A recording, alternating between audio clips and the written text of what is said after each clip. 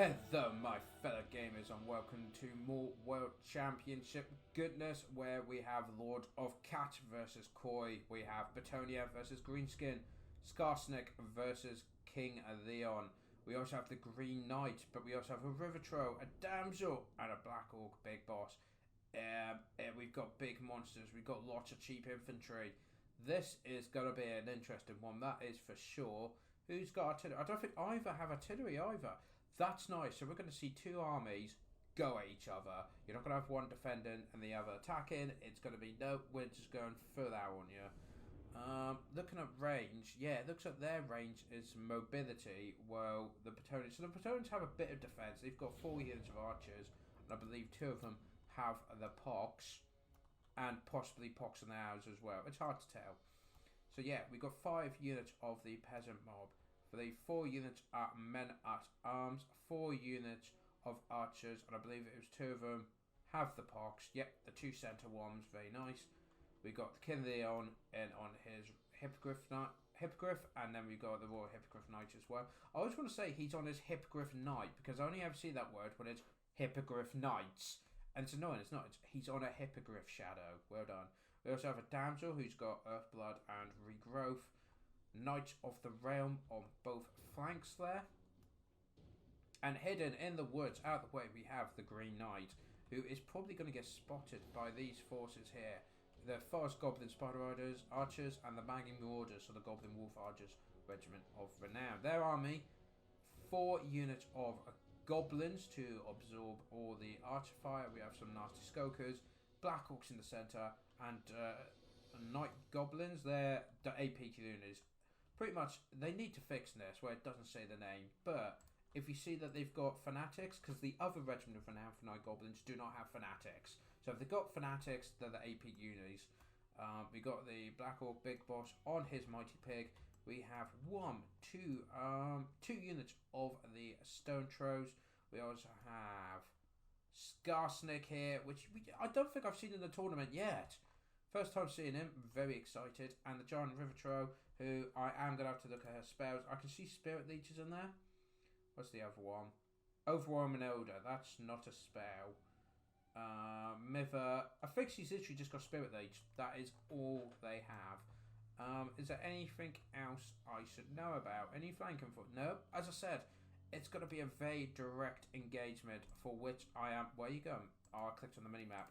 I am happy to say... Honestly, well, I'll say that if they've, oh, and of course they've got the Arachnarch Spider. Let's not forget the spider in the room, the giant elephant-sized spider in the room. But they're trying to shoot him with arrows. That's almost cute. But in they go. They're going to move in, and like I said, the Bretonnians. This is brilliant. They've moved forward. They've secured the hill. They can see the Greenskins are coming. They can see. Hang on, we've got the range advantage. We have the archers, so we're better off staying on this hill. Make them come to us. Also, they have the Green Knight, which is going to be a terror for them, literally for them to deal with. Like, I'm not sure how the Greenskins are going to be able to deal with this. I mean, does Skarsnik have magic attacks? No. Does the Rivertro? No. The Rivertro does have Spirit Leech. Oh, and what a charge into those goblins, and many a goblin going flying. Yeah, no, I don't blame you guys. That was you couldn't charge when half the formation was in on the floor. In they come, those goblins versus peasants. Let's see how they do. But they do have archer support. And the thing is, this is just a front line. They then have the men at arms, the real fighters behind. However, we do have stone trolls. They are getting under.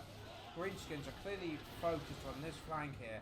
And overwhelmingly, the peasants going, and their men at arms are going to get overwhelmed as well. However, the Green Knight is in there. And the archers focusing down on the Arachnarch Spider, doing a lot of damage. A lot of damage. But in comes the Black Orcs down the centre with Skarsnik and the Rivertro. Oh, the Fanatics went through the goblins! They went through their own goblins! They actually did more damage to their own side than the enemy. But it doesn't matter, they're all starting to break.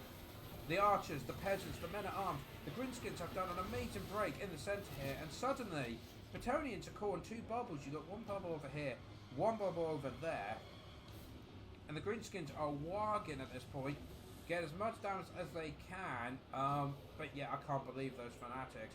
But I feel like, no, these guys need to be doing something. Like, there's men at arms here. Blackhawks, get in there. There you go. Got Damsel doing some magic down there. Yeah, like, I think Bretonnia could hone this side if the Greenskins don't bother. I think they're more focused over here. Yeah, this is a complete mess. So in here we have the War Hippogriff Knight, King Louis, and the Green Knight versus Skarsnik, a Raptor Spider, some Troves, and a Black Hawk Big Boss. They're all in there somewhere. The War Hippogriff Knights, they're out there. However, now we've got the Knights of the Realm coming in because reasons. We do have the Archer support by the Greenskins coming in. Are those... Oh, they've shattered. Oh dear. Oh dear, oh dear. And it looks like the Troves have broken as well. And in fact, the Knights of the Realm coming in has made the Royal Hippogriff Knight stay. But King Leon is wavering, and these Black Hawks seriously not doing anything. Get them in there! The Black Hawks alone could probably deal with everything here because it's locked in combat. So get them in there, win this engagement, and then all of your forces come in. Bretonnians, though, have got a reserve line here. They've fallen back to the hill, and I'm trying to get support. But King Leon has broken, and then immediately rally. That's fantastic. Not for the Greenskins, but you know, we've got a wild gun. But the Green Knight, you need magical damage. He's got a physical resistance of what? What is his ridiculous physical resistance? 75%. So only 25% of the damage caused is doing anything. For every 100 damage, it's actually only causing 25. That is ridiculous. And I don't think the Greenskins really have anything to counter him. That's the problem. If you see a mushroom though, you see a mushroom, it popped, it was very pretty. The Arachnoid Spider is pretty much dead. But King Louis... Did King Louis just fall? Did my eyes deceive me? No, the king has fallen. Skarsnik has just killed the king of Bretonnia. What is this? And oh, that's going to mess up leadership so bad. But look, over here. I mean, where's the Black Hawks gone? Oh, they decided to walk all the way up the hill to get some archers. When, yeah. But look, the peasants, seeing the king fall there, they're just breaking. Like, as soon as the enemy touch them, they break. It is not looking good. Nasty Skoker's just got taken out by the Royal Hippogriff Knight. They've got to deal with this Green Knight, and I'm not sure how they can do that. And if Skarsnik can be taken out, however, the River Troll could do Spirit Leap on him. So he could just keep dropping Spirit Leap. That would just destroy him utterly, because, well, magic damage. The Knights of the Realm chasing down the Arachnoid Spider. Very good pair there. I think they're going to take her out. Yep, she's fallen. Some goblins nearby, just like... Black Hawk Big Boss is running. If these Knights of the Realm could quickly charge him down, would be a great grab as well. Meanwhile, still struggling against this damn Green Knight. He's got 1,000 health left. Looks like the cavalry have got caught into, yeah, they've surrounded the damsel and pummeling her with spider legs. There you go, that's a good chase there by the forces of Bretonnia. And yeah, I mean, what's good is the Bretonnian archers are getting themselves into good positions here. They could just turn around and kill the peasants to be done with it. No, they're going to let them run behind them, which is going to have a leadership penalty.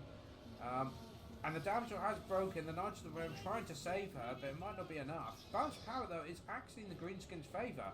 The River Hag has been beaten. Skarsnik, though, last one standing. Hello. But they really need to deal with the Green Knight. That needs to be... But yeah, and now the River Hag, who's got the magic damage, the only magic damage, I think, in the Greenskin army, is being chased down by the Green Knight himself. Oh no, he's abandoned her! Oh, is that going to cost him later on? We'll have to wait and see. Skarsnik, though, with his anti-large, smashing through these Royal Hippogriff Knights, who are now rampaging. We've got 3 mushrooms, but now we've got the AP Loonies and the Black Hawks. And once again, the AP Loonies carve through their own Black Hawks. But they hit some of the peasants too, which, yeah, has pretty much destroyed the forces of Bretonnia there. The Green Knight, we do have a duel going on. Yeah, I'm surprised Skarsnik doesn't have magical damage, to be honest. It's a melee weapon, because I thought it was a magical prod he had. I could be wrong. Oh, but we do have, as the damsel came back, She has, and she's dropped healing on him. Hit regrowth, and now the Bretonnia archers firing to protect their the Green Knight, while the goblins stab him in the back, so he then returns the favour by defeating the goblins for him. But there's force on the hills, look that is, and the River Hag has come back now. Got the Royal Hippogriff Knights have rallied as well. They are still a force to be reckoned with. Well done, Shadow. You can do English. This battle's been going on for over 8 minutes now. And this is just the first match between these two players. We've got a second one to go yet. Yeah, I mean, oof. If that, oh, the Green Knight, look how much health he got back from the damsel. They really should have chased her off the field, and now that could cost them, because with that health, he's going to do so much damage. Looks like, yep, Spirit Leech has been dropped. The Royal Hippogriff Knights jumping on the River Hag as well. They want to take her out. They can take that throw out. The balance will hugely go in Bretonia's favour, and it looks like that is exactly what they're going to do. The AP Loon is coming in to try and help, but she has fallen. In comes the Spider as well. Scarsford bringing everything they can. But now they don't have the magic to deal with the Green Knight at all. They're literally going to have to do, well, 4 times as much damage as they need to. If it's like just over 1,000 health, they need to do 4,000 damage. Knights of the Realm, what's left of them, all 9 of them, charging in the Black Orcs, finally having enough. And if they break, Men-at-Arms charging as well. This is not looking good. This is not looking good for the Greenskins. There are some Troves just randomly coming back. Looks like Skarsnik is trying to get the damsel. I think he's going to manage it as well. 12 health left. But the look at that. The Royal Hippogriff Knights are like, no, but she's fallen. She has died. And now they're going to avenge her. The AP units, remember the AP units are unbreakable, so that's going to be a problem for them. But if the Green Knight, who I believe is also unbreakable, yeah. Spider Riders have broken, but Skarsnik does have anti-dodge and poison, so he might, oh, he does slay one with the Hippogriff Knight. Slays a second one as he tries to fly away. But here comes the Green Knight, booping Skarsnik in the back there. What's left? We do have some River Trove, but Skarsnik's just broken. And I bet you the Troves are going to quickly follow as soon as they get charged in. Green Knight's chasing down Skarsnik. Run, Skarsnik, run! And Skarsnik... What happened there? That was a really weird death animation. I'm trying to work out what happened. But anyway, yeah, that breaks, and with just the AP units left, the Greenskin player throws in the tower and gives the win to Bretonnia. What a hell of a match. Yep, the Lord of Cats bringing it against Koi with the Greenskins. That was, what was that, like a 10-minute battle? I need a breather. Just breathe. So, yeah, I do feel that the Greenskins, I mean, the problem is the Green Knight. King Louis shut down. The Damsel, I think, could have been shut down quicker, because the Green Knight was almost defeated. They then let the Damsel get away. She did regrow from the Green Knight, and there was nothing they could have done to counter that. And the River Trove then got sniped out, so there was no magic, literally no magic, on the side of the Greenskins. There was a point as well where Bretonnia got split in half, and yet like the Black Orcs and the AP units just sat there, and it's like, no, move from on one of the flanks. And I think if they moved to the Bretonnia's left flank, which just had the Damsel and some peasants, they could have overwhelmed that side, killed the Damsel, and then everything could have focused on what was left. But unfortunately, bit of an action there did mean that the Greenskins lost that advantage. But look at the Goblins, 112, 109, 102. What are these? What is this? That is insane amount of kills. I mean, the peasants got practically none. Men-at-Arms, 140, that's very nice. Yeah, so generally a good all-round battle there. I do think the big decider was the Green Knight. That the Greenskins just didn't have anything to go for it. But anyway, so that is a win for the Lord of Cats. But we've got a second battle now, guys. Yet after that, we've got another battle to do, and I'm really, really hoping it's not as long. But anyway, yes, let's see if Lord of Cats can bring the victory and win the matchup, or can Koi win and make it a tie? Let's find out. So here we have Lord of Cats playing as the Toon Kings versus Koi, who is playing the Vampire Count. So you remember how I said I didn't want this one to go on? The longest battles in this game is undead versus undead because they're both unbreakable.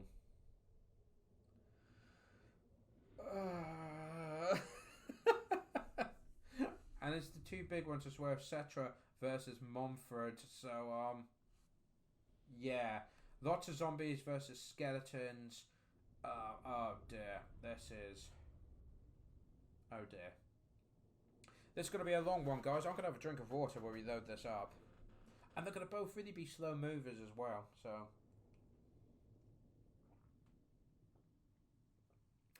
That's refreshing good stuff right there. Let's just get comfy. Okay, it's going to be a long one. The Vampire Count outnumber the Toon Kings by a small margin.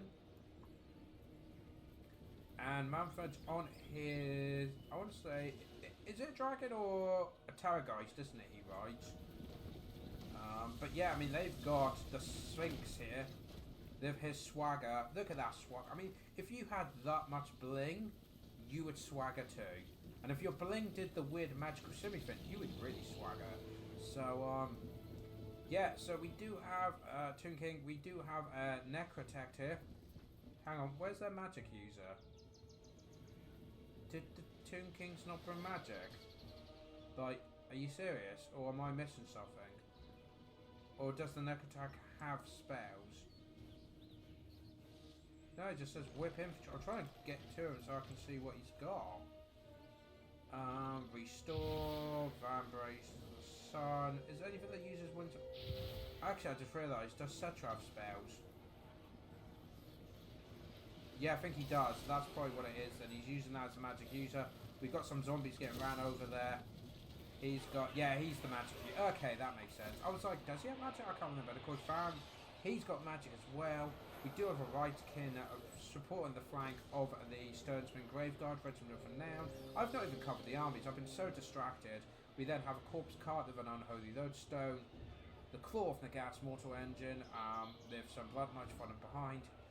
And I'm liking the way they're sending in like the zombies, the spearmen first. Let them bog them down, just keep them busy, and then the heavy hitters, the Graveguard and that, can just wait. There's no rush. I mean, it's not like I've got other things to do today. No, we can have a massive long undead versus undead matchup. This is, yeah, but we do have the Toon Guard Regiment of Renown going here. And these skeleton spearmen are being absolutely decimated by them. But in comes the Blood Knights, and they will probably decimate them in return.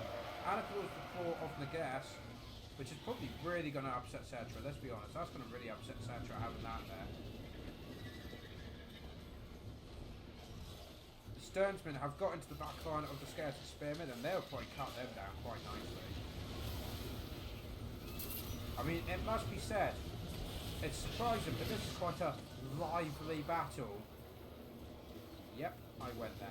I didn't mention we got the Ushabti, the Great Bows going. We also have the Eyes of the Desert, so they are the Stalkers Regiment of Renown. Looking awesome there. Where's our big Kitty? Where's Kitty? Kitty, where are you? He's with Cetra, he's down to follow the Blood Knights. Only a 3 kills. Cetra's got 79 kills.